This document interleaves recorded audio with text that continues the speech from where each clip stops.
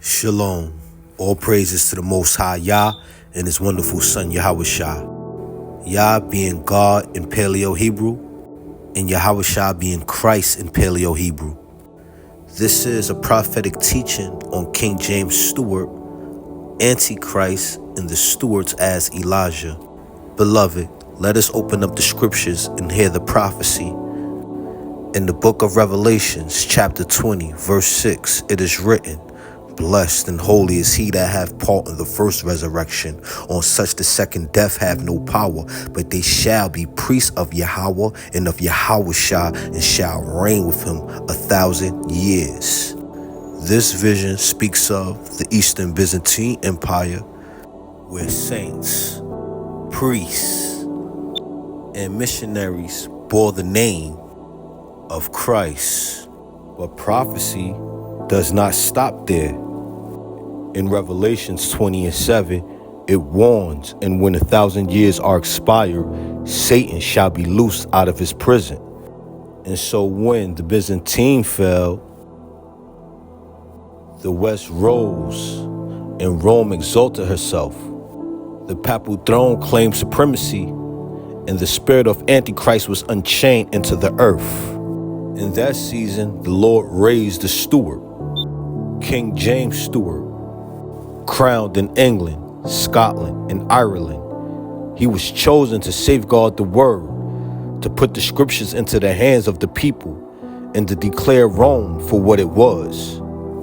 For as it is written in 1 Corinthians chapter 4, verse 2, "Moreover, it is required in stewards that a man be found faithful." King James was such a steward, faithful in his charge, even when Rome conspired against him. The gunpowder plot of 1605 was Rome's snare, but it failed. The psalmist has spoken before in Psalms 124 verse 7. "Our soul is escaped as birds out of the snare of the fowler. The snare is broken, and we are escaped." Not only was King James delivered, but this prophecy stretched further. It points to the swarthy stewards scattered among the nations. For though they were divided, trapped, and broken, the Lord will gather them again. He will appoint them under one head, Christ himself, and fill them with sound doctrine. And here is the mystery. These stewards shall not come in silence. They come as Elijah, to cry out against false altars, to challenge false prophets, and to prepare the people for the coming of the Lord. As it is written in Malachi chapter 4, verse 5 and 6, "Behold, I will send you Elijah the prophet before the coming of the great and dreadful day of the Lord, and he shall turn the hearts of the fathers to the children, and the hearts of the children to their fathers."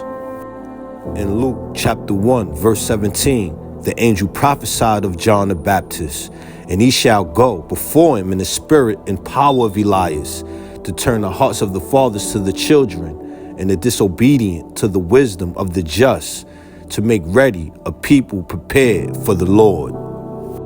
So too shall the swarthy steward come in the spirit and power of Elijah, crying out against Rome, against false denominations, against corrupted scholars.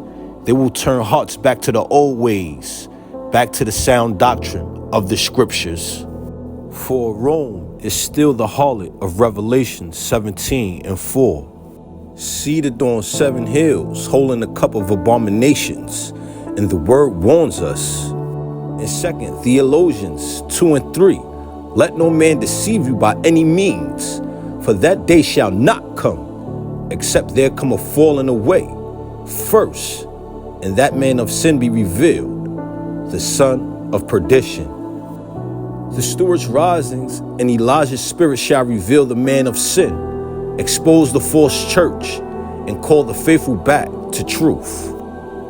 The prophetic summary, Revelations 20 and 6, the 1,000 years of reign in the east. Revelations 20 and 7, Satan loosed, run, rising in the west.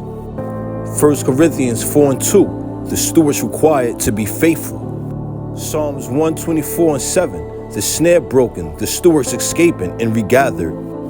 Malachi 4, 5 through 6. Luke 1 through 7. The Stuarts come in the spirit of Elijah. Revelation 17 and 4. The harlot revealed. 2 Theologians 2 and 3. The man of sin exposed. Now what shall we say? The king gave us the Bible. The stewards were faithful. The snares broken. The stewards shall rise, and they come in the spirit of Elijah. Shalom.